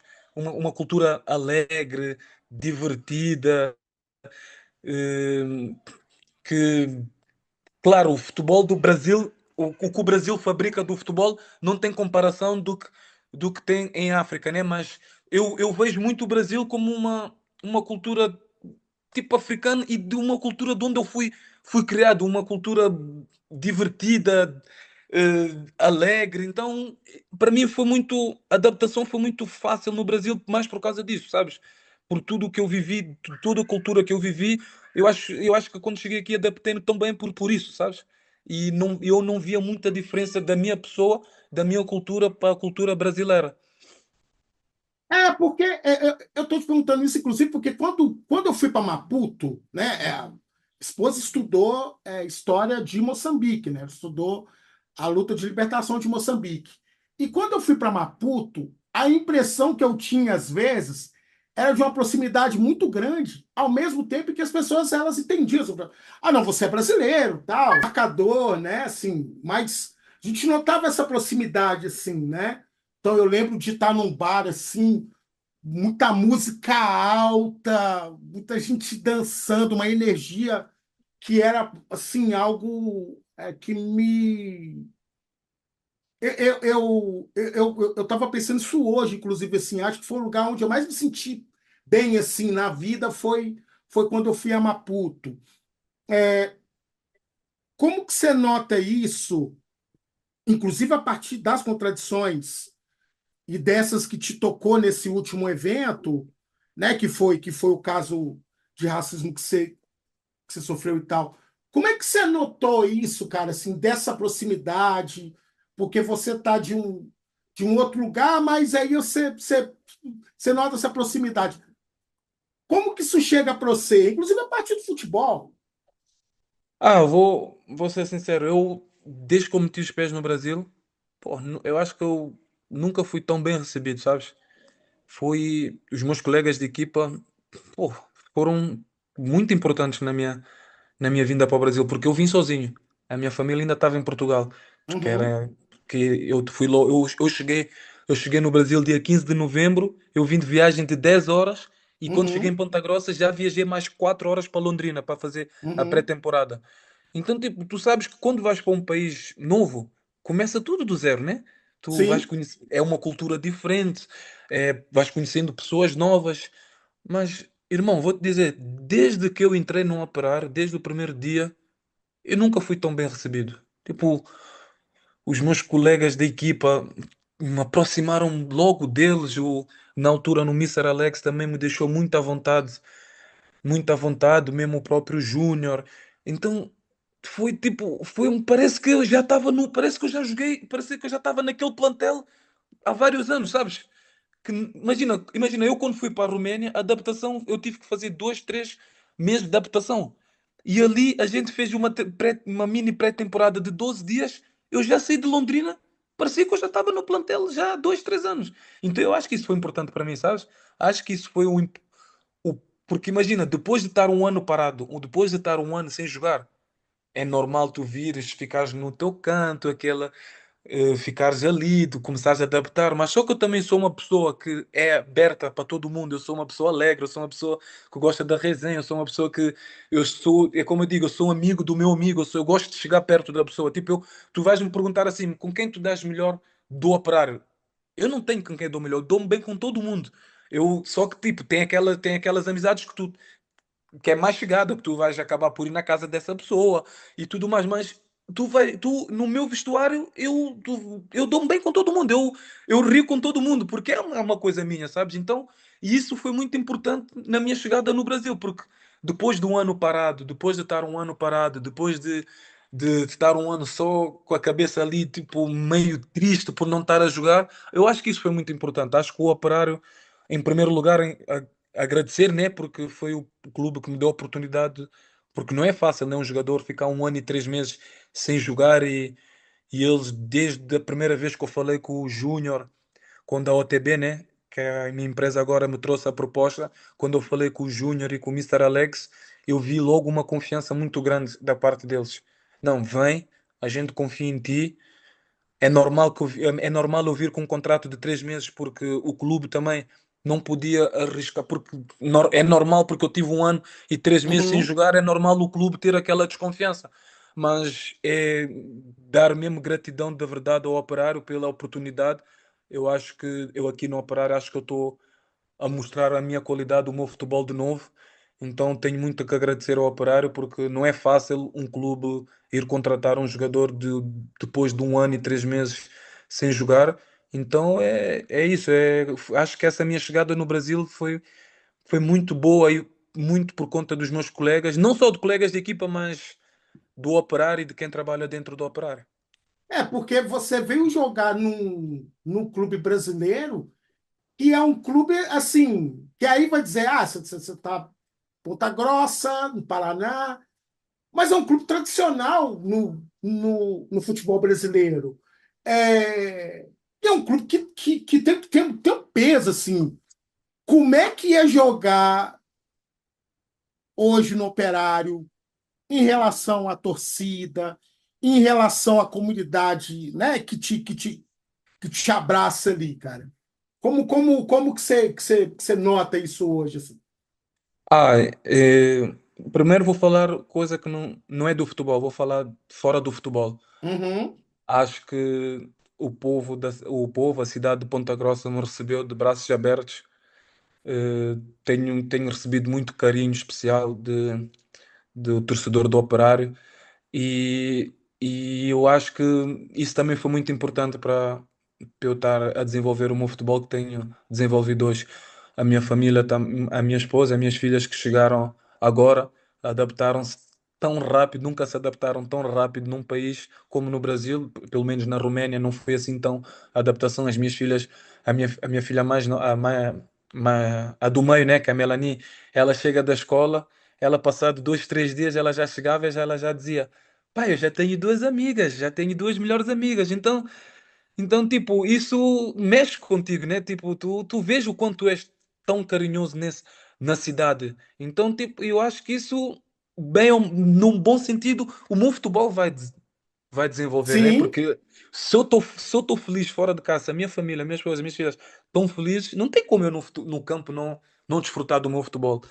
Então é isso, eu só tenho gratidão. Eu tenho gratidão todos os dias, né, da vida, mas eu tenho também uma gratidão muito, muito especial também pela torcida do Operário, pelas pessoas que trabalham no Operário, porque se eu não fosse assim tão bem recebido, de braços abertos, acho que a minha adaptação não seria tão rápida e tão boa como foi. é, só me responde aqui. Das moças que apareceram aí, a pequenininha é a mais nova, É. e Depois aí. tem a Melanie, que é filha de sangue da minha esposa, mas ela me Uhum, trata como pai, então uhum, já é meu sangue sim, também. E tem a mais velha que vive em Inglaterra. Então uhum, a Melanie é do meio, a Phoebe, que é a minha de Inglaterra, a mais velha, e tem a Ayla, que é a mais nova. Ainda tem a minha filhada, que é a mais velha de todas, que já tem uhum, 12 ou 13 anos, ou 14, se não me engano, que eu com datas eu não sou muito bom. uhum, Então são os meus pilares, são os meus pilares, uhum. são a minha força. E sua esposa é jovem, cara. É, Essa que é. apareceu é sua esposa. É da Também. cultura, ela é pura cultura de Cabo Verde. É pura cultura de Cabo, Caramba! é pura cultura de Cabo Verde. Veio de Cabo Verde muito, muito jovem, né? Uhum, É, a família dela toda, eles só se comunicam em crioulo, mesmo a minha incrível. sogra, o meu sogro só falam comigo em crioulo. Uhum. Mesmo eu não falando assim tão bem assim em crioulo, mas eles só falam comigo em crioulo. É como eu disse, é a minha segunda família, né? A minha sogra, o meu sogro foram também muito importantes na minha situação do doping. Foram pessoas que ficaram no meu dia a dia 24 horas porque a gente vivia juntos, né? Também foram muito importantes e também tenho muito amor por eles. É a minha segunda família, né? Deram muita força durante esse 1 ano e 3 meses. Sempre me puxaram também para cima. É isso, é a minha realidade da vida, é a minha vida. São as pessoas mais importantes da minha vida, minhas esposa, minhas filhas. São as pessoas que me dão suporte todos os dias. Acho que também hoje eu estou com uma maturidade muito diferente, muito também graças a ela, porque os conselhos que ela me dá, às vezes ela é chatinha, né? Mas não tem problema. É É, isso. acho que toda mulher, toda esposa é assim, né? Sim, Não a tem gente como. tem que ter alguém que É, vai dizer as verdades que a gente não quer ouvir, elas vão mas dizer pra gente. É mas isso. é isso, mas tenho muito orgulho de ter conhecido ela porque ela é um dos meus pilares, é uma das pessoas que me apoia todos os dias, mesmo nessa situação do doping. Não tenho nem palavras o suporte que ela me deu. E é isso, é isso que a vida me deu, né? Agora, como eu digo, eu hoje em dia, hoje eu acordo e digo, por tudo o que eu passei, eu estou a construir o que realmente eu mereço, que é uma família e que eu estou a construir no futebol. Então agora é aproveitar esses momentos e vou dizer isso aqui porque muita gente me perguntou, mas Fogo, Beto, tu agora vais ficar com um pensamento mal do Brasil? Eu disse, nunca. Eu estava a falar com uma pessoa do Uber, quando eu estava a ir para o treino, e a Aham. pessoa do Uber virou para mim e disse assim: Berto, desculpa pelo meu povo, né? Pelo Brasil, desculpa, peço desculpa. E eu tipo, eu fiquei a pensar em mim, vim para casa, pensei, disse assim: eu não vou, eu não vou levar isso que aconteceu do racismo como um Brasil é mau. Não, pelo contrário. Aham. Eu vou levar só coisas boas do Brasil. Desde que eu cheguei, o que eu vou levar para a minha vida e que eu vou dizer para as minhas filhas do Brasil é que eu vou levar de coisas boas. O tão bem recebido que eu fui no operário, de tão bem recebido que eu fui pelo torcedor, de tão bem recebido que eu fui pelos meus colegas de equipa, pela staff técnica, pela direção. Então é isso que eu vou pegar de bem. Eu não vou pegar coisas. Eu não vou criticar um país maravilhoso que é o Brasil por duas pessoas que não têm noção da vida. Se por duas Aham. pessoas que vão no futebol só para fazer essas coisas. Então, não tem como eu falar mal de um país tão maravilhoso que é o Brasil por duas pessoas que não merecem. Então é isso. Foi como eu disse, foi uma situação triste. Foi uma situação triste. Aquele meu choro no final, todo mundo viu. Foi um choro de raiva, tristeza, pela situação que foi em si. Não, não me arrependo, não me arrependo, não me arrependo. Acho que o coração ali falou mais alto. O coração falou mais alto. Não tenho vergonha nenhuma de estar a chorar em frente de milhões de pessoas. Não tenho. Eu acho que tudo o que eu senti naquele momento, tudo o que eu senti naquele momento foi de dor, foi de tristeza. E não foi porque uma pessoa me chamou, não foi pela aquela pessoa me ter chamado de macaquinho, não foi por isso. Porque foi como eu disse, nesta nossa vida aqui, a gente, não sou jogador, tem pessoa que não tem fama, tem pessoa que trabalha todos os dias para sustentar a sua família e sofre de racismo. Não é só jogador. Uhum. Então, a gente vai sofrer isso todos os dias. A gente vai sofrer isso todos os dias. Seja no futebol, seja no trabalho, seja seja com criança, seja na escola, tu vais sofrer isso todos os dias. Não foi por isso que eu chorei, porque eu sei que tem pessoas más neste mundo e tem pessoas que conseguem comparar uma pessoa pela cor. Uhum. Então, não foi por isso o meu choro. O meu choro foi de tristeza, foi de raiva, de pessoas terem tentado converter a situação por Deus estar errado. Eu não sou santo, atenção, Luciano, eu não sou santo. Uhum. Eu acho que naquele jogo eu devia me controlar mais, porque é normal, né? Xingamento do torcedor com o jogador é normal. Enquanto houver xingamento do torcedor e do jogador ali, está tudo bem. O Vila Nova estava a apoiar a equipa do Vila Nova, eu estava a apoiar a minha equipa que é o Operário. Tá bom, tudo bem, xingamento, não tem problema. Agora, quando já começa a ir por um acto racial, eu acho que é triste. Não, mas não é, é mais triste para a pessoa que teve esse acto, porque tinha criança ao lado. Qual é o Sim. exemplo que a pessoa vai dar nos seus filhos dentro de casa? Eu não estou contente com essa situação, porque eu sei que o filho, porque eu sei que a família da pessoa que me chamou de macaquinho também está a sofrer por essa situação. Eu não queria estar Uhum. nessa situação, ninguém queria estar nessa situação. Só que é como eu digo, é por isso que eu disse, são pessoas que com cabeça quente. Imagina, eu já cometi muitos erros na minha vida com cabeça quente, mas eu nunca sou capaz de chegar ao pé de uma pessoa branca ou de um chinês e dizer assim: olha, volta para a tua terra. Olha, vai, não sei o quê. Eu não consigo. Eu Uhum. tenho cabeça quente, eu ajo muitas vezes com cabeça quente, mas eu não consigo fazer essas coisas, porque, bem ou mal, a gente tem que respeitar sempre o próximo. Tem que Sim, respeitar sim. sempre o próximo. Imagina, não quer dizer que eu vou ter um problema contigo, Luciano. Não quer dizer não quer dizer que eu tenho que chegar ao pé de ti e dizer assim: ah, não, mas volta para a tua terra, olha o teu visual, olha a tua raça. Tipo, não existe isso, não existe. Não existe isso. E, tipo, de onde é que eu vim? Por isso é que eu disse, por isso é que naquela altura que eu te falei do bairro, o que eu represento no bairro, tudo o que eu faço até hoje, eu represento o bairro. Por causa disso. Porque as pessoas em Portugal olham para nós do bairro social como, tipo, diferente. Nós não somos diferentes. A gente, é como eu digo, todo bandido que rouba tem a sua pena. Compra a sua pena. É preso. Cumpriu a sua pena. Não estou a dizer que está correto fazer isso. Não estou a dizer que está correto. Uhum. Mas a pessoa cumpriu. A pessoa errou, cumpriu a sua pena. Todo mundo erra. Político erra, advogado erra, jogador erra. Todo ser humano erra. Todo ser humano erra. Mas a pessoa não pode olhar para outra pessoa ou pode tratar uma pessoa só porque a outra pessoa tem mais ou a outra pessoa é famosa. Não existe isso. Não existe. Então é como eu disse, é como eu digo, aquele momento ali que aconteceu do acto do racismo, para mim já foi esquecido. Para mim foi Uhum. esquecido, no momento foi triste, foi duro, mas é o que a gente sofre todos os dias, Luciano. A gente vai Sim, sofrer sim. isso, a gente vai Isso. sofrer isso todos os dias. Então, para mim foi esquecido. É como eu digo, eu te falo outra vez, não me arrependo de ter chorado. Eu recebi muita mensagem, recebi tudo do porquê eu estar a chorar e tudo mais. Então, agora que eu estou aqui a falar contigo, esclareço já tudo de uma vez que o meu choro não foi pelo o macaquinho, porque racismo a gente sofre todos os dias.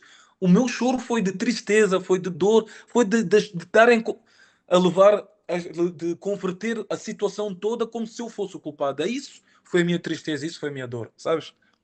E aí, para você que está vendo a gente agora em casa, inclusive refletir um pouco sobre a complexidade, porque na verdade, vejam,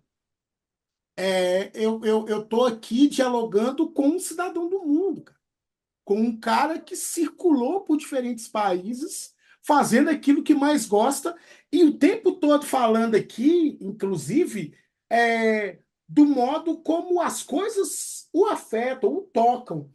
E isso é muito bonito de se ver, né? E da gente pensar, porque o Beto está aqui o tempo todo falando. Como é que chama o seu avô mesmo? Armando Chiquinha, Armando Poeta. O seu Armando Poeta, o Walter, o Ed, toda essa moçada que o tempo todo, né, dá suporte pro Berto, que o Berto também devolve isso, né? Então, assim, essa é a identidade dele, né? Então, Berto, para a gente já chegando mais perto aqui da gente falar de Copa, inclusive, como é que foi, cara, para você? Porque agora o seu técnico agora é o professor Luizinho Lopes, que é jovem também. Então, você teve contato com dois técnicos que são muito jovens. Primeiro o Alex e agora o Luizinho. Como é que foi esse encontro com dois profissionais que são muito jovens, que têm capacidade, que são inteligentes e tal? Como é que é isso, assim? Como é que foi esse encontro? São dois treinadores diferentes, né? Cada um com a sua Uhum, filosofia, cada um com a sua maneira de jogar, mas que eu aproveitei muito. O Mister Luizinho, agora que eu estou a aproveitar muito, são técnicos com as suas ideias e, como eu disse, com o Mister Alex, que eu aproveitei. Claro que gostaria de aproveitar mais, né? Pelo jogador que ele foi. E eu acho que ele ia me trazer ideias para mim pelo que o futebol que ele praticava, o futebol que eu gosto de ver.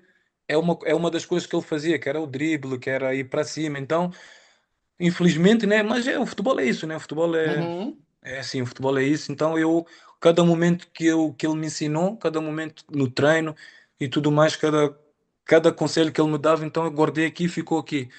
Infelizmente foi pouco tempo, né? Mas o mundo do futebol também é pequeno, nunca se sabe, né? Mas eu aproveitei pelo que ele foi como jogador e as ideias que ele podia passar para mim. E o Mister Luizinho estou a aproveitar, estou a aproveitar.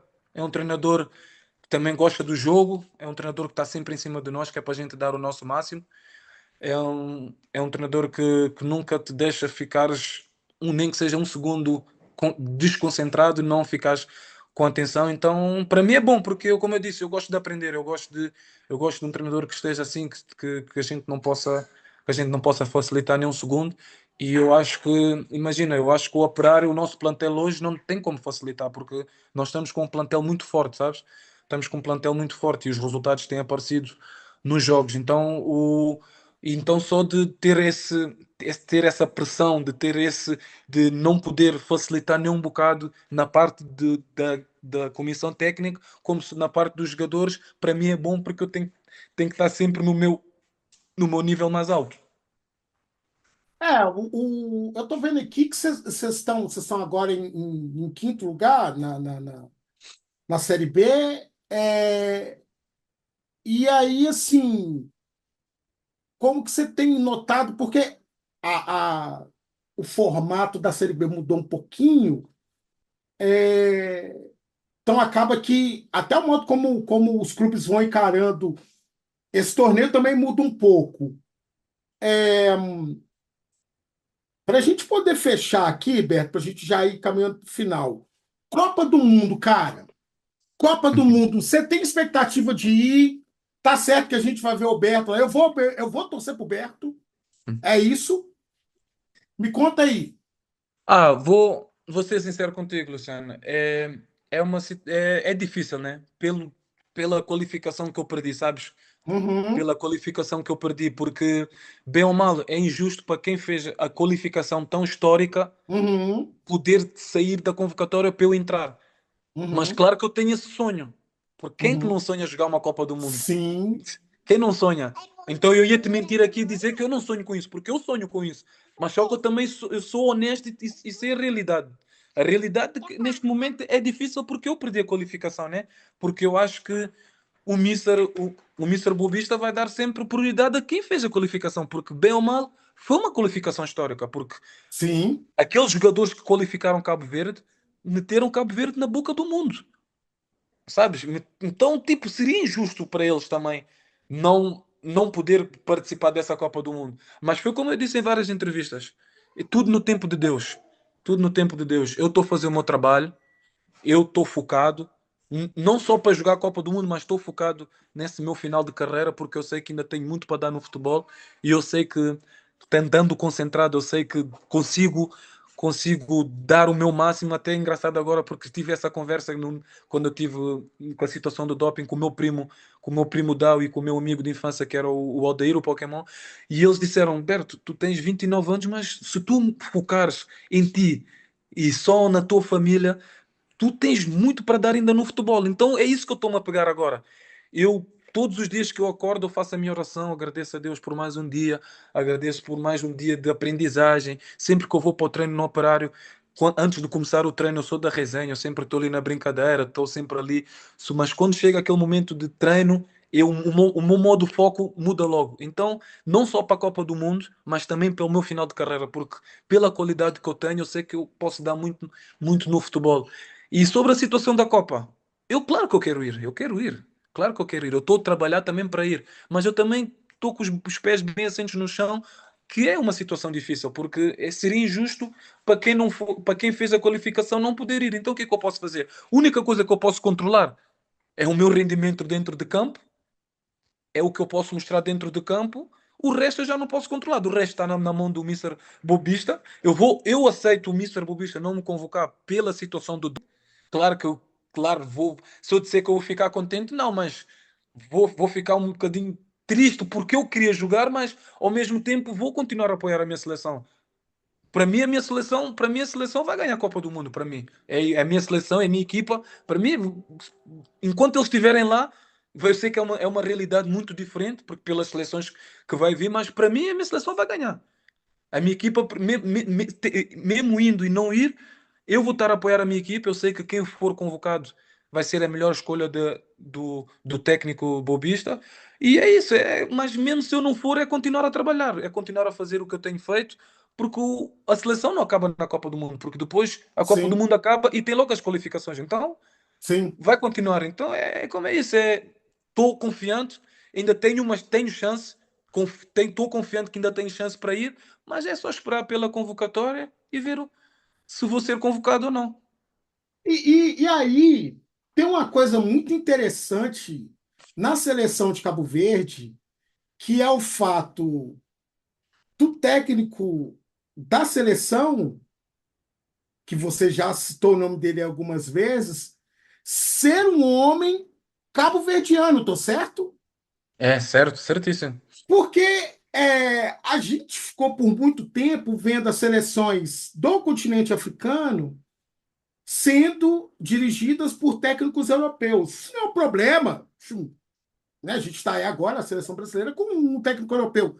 Esse, vamos dizer assim, esse intercâmbio ele é rico, mas como que você olha para essa identidade, para essa construção de uma identidade cabo-verdiana, do futebol de vocês, assim, como que você olha vamos dizer assim, para esse momento que talvez é o ápice de uma seleção que é estar numa Copa do Mundo?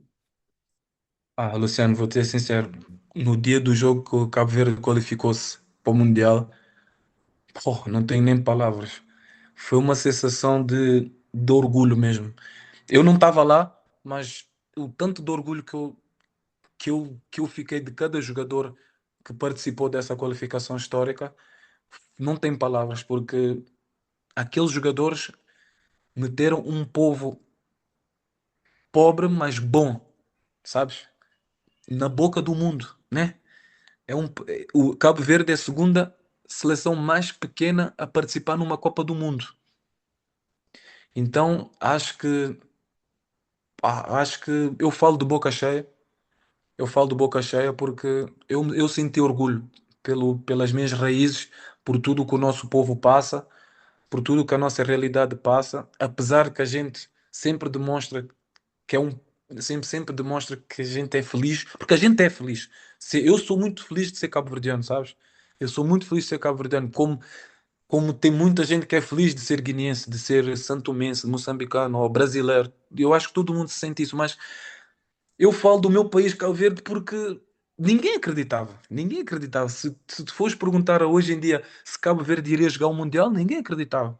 Sabes? Então, poder dar essa alegria para aquele povo que sofre todos os dias, poder desfrutar daquele momento, poder desfrutar das pessoas que forem ao estádio, dizerem nos seus filhos, nos seus netos.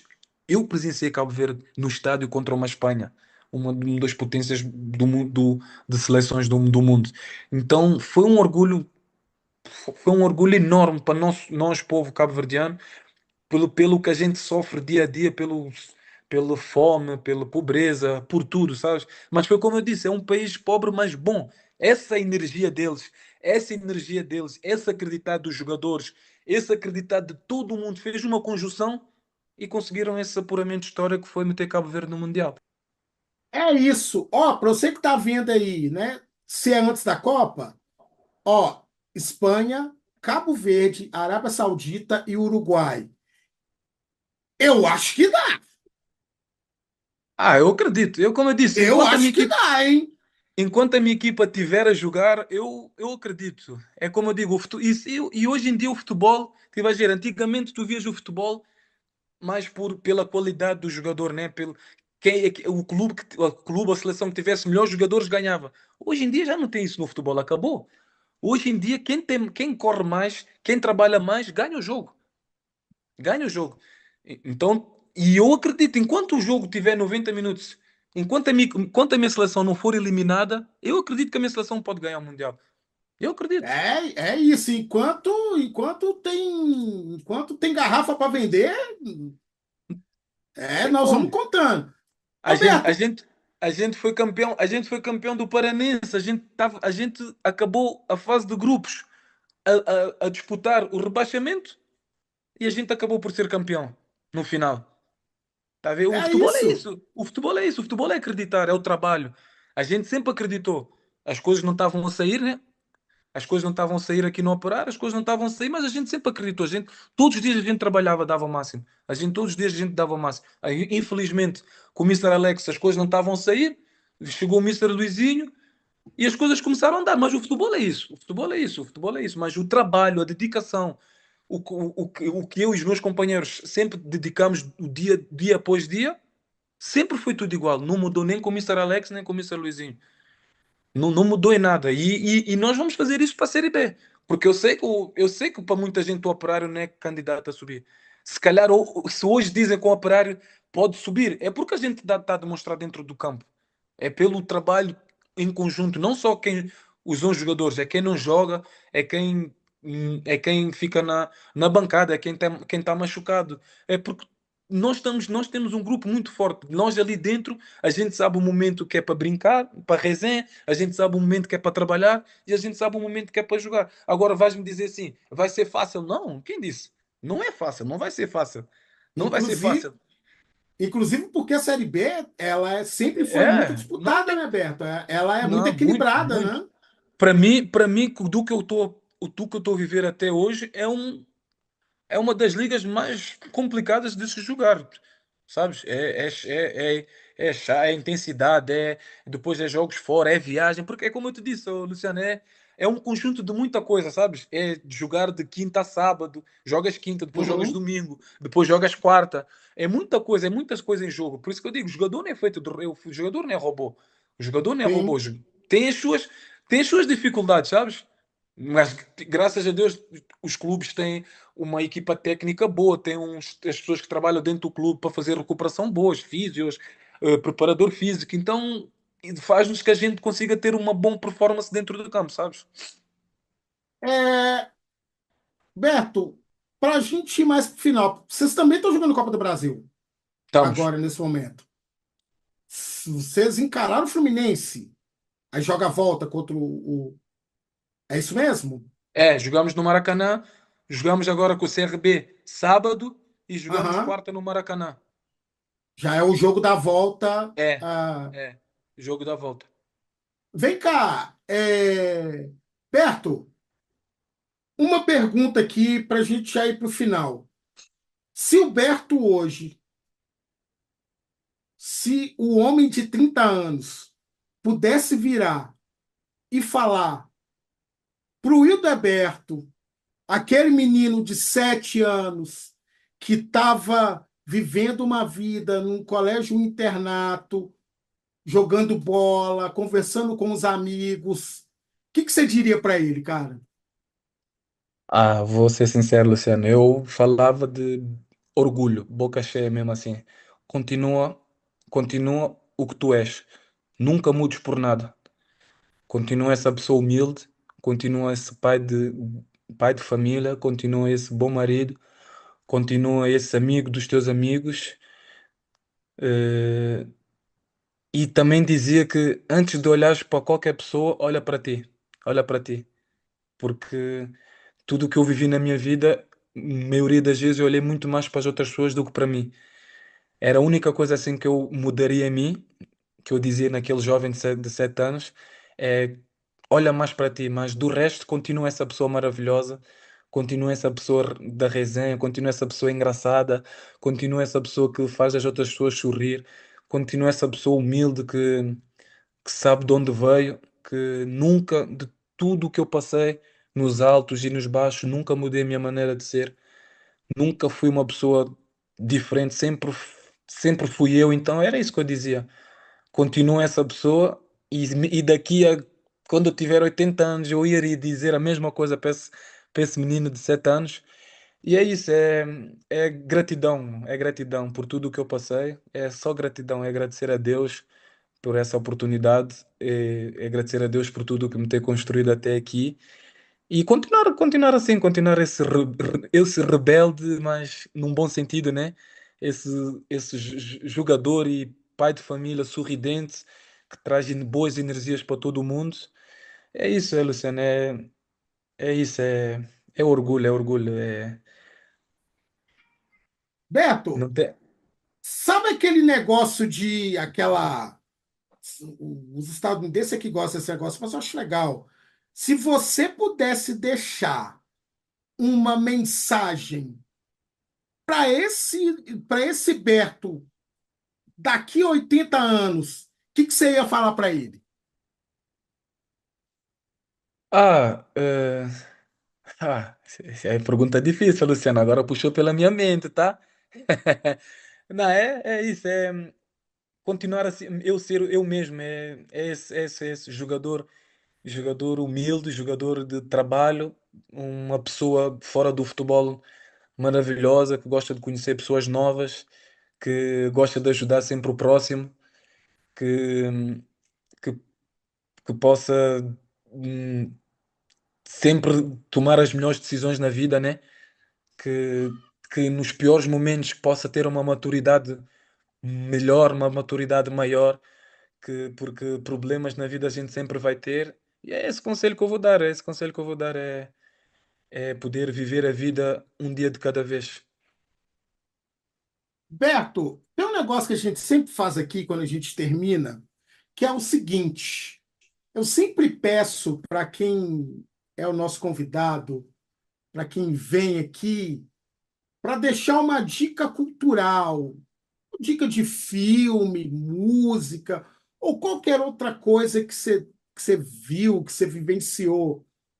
Deixa aí para quem está vendo aí uma dica aí que você gosta aí. Ah, eu gosto muito como é que eu vou dizer? Gosto muito de.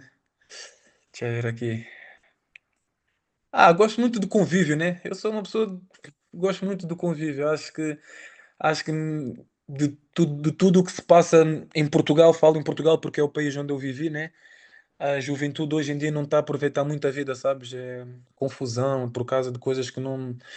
Tipo, jovens se matarem por coisas desnecessárias, jovens se tirarem a vida de tanta vida que têm por coisas que não deviam, né? Mas é aproveitar mais a vida mesmo, é aproveitar a vida, conviver mais, porque é engraçado pelo que eu te contei que a gente ficava às 3 da manhã com 14, 15 anos ali na rua a conversar da vida.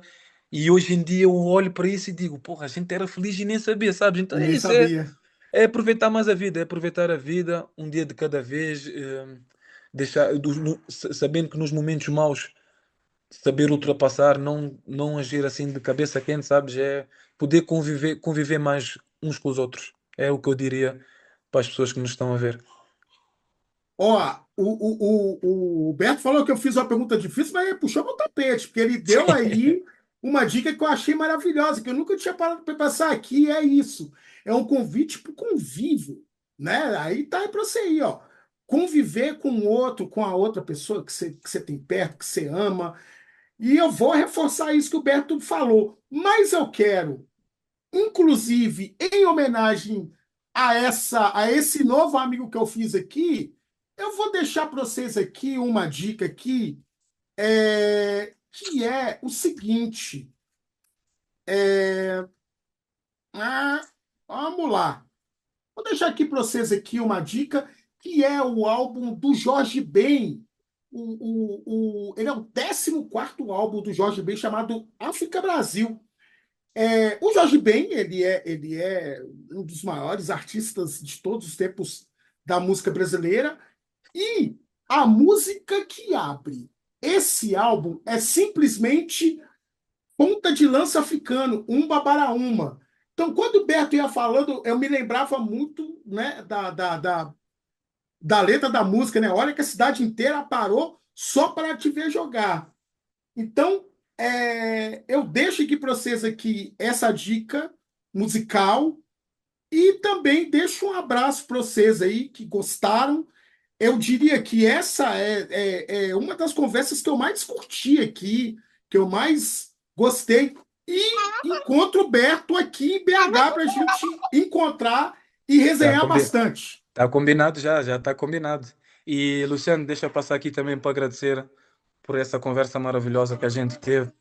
Acho que essa conversa que a gente teve foi bom para mim também para poder libertar também tudo que eu tenho aqui, de tudo o que eu vivi, né? Também te agradecer por esse momento, a ti e ao Bruno também, por esse momento aqui. Acho que foi uma das entrevistas que eu dei, acho que foi para mim a que eu me senti mais confortável e a que me senti melhor.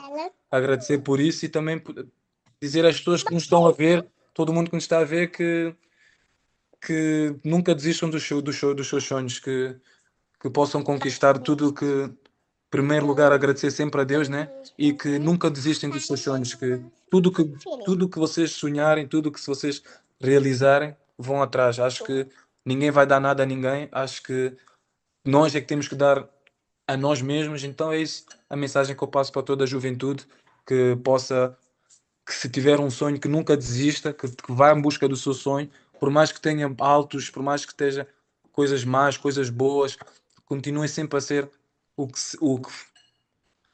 continue sempre a ser a pessoa que sejam e que possam realizar os sonhos e que possam nunca desistir dos sonhos. É essa a mensagem que eu quero passar e também agradecer-te mais uma vez por essa conversa maravilhosa e que a gente vai se encontrar, vamos marcar uma resenha aí para a gente almoçar, tá? Fica aqui já combinado.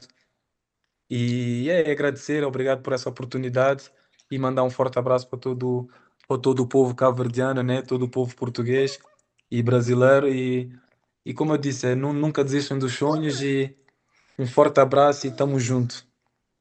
É isso, galera. Um beijão com essa coisinha linda que tá aí, ó, comendo um docinho aí. Mostra o teu como é que faz a oração, que é para o teu ver. Faz aí.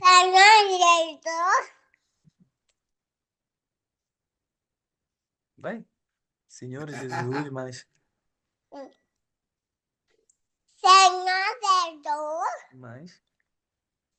muito obrigada Muito obrigada. Mais. por esse dia. Por esse dia. Mais. Pela amiga. Pela Teodora. Pela Teodora. Pela Maria. Pela Maria. Perto. Mais. Perto. Beto. Perto. Mais. Muito. Muito obrigada. E amém. Amém. É, para mim não teve jeito melhor. Encerramos alto nível. Beijo, galera. Dá um E beijinho muito até grande. Faz um mais. beijinho. Mua. Aí.